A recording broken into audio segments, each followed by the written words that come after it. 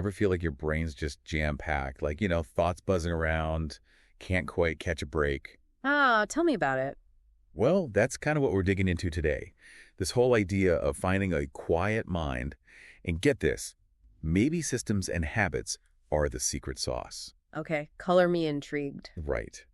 So we've got some really interesting excerpts to guide us today, and I'm super curious to hear your take on all this, expert. Happy to dive in. Lay it on me.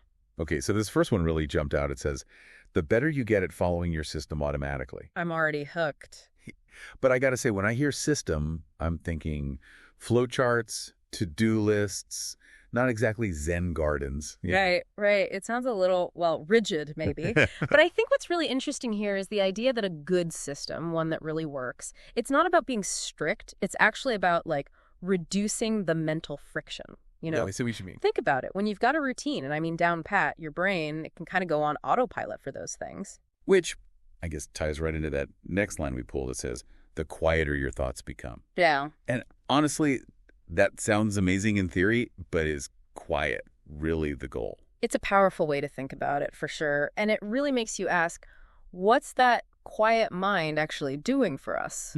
Are we just talking like less stress, which is great, don't get me wrong, or are we talking about, I don't know, making sharper decisions at work because we're not wading through mental clutter? So are we saying that if we can build up good habits, train our brains almost, that's the key to unlocking this whole other level of mental performance? Well, it's not necessarily about having zero thoughts, right? But it's about creating space in there. Okay, I like where you're going with this. Think about your morning.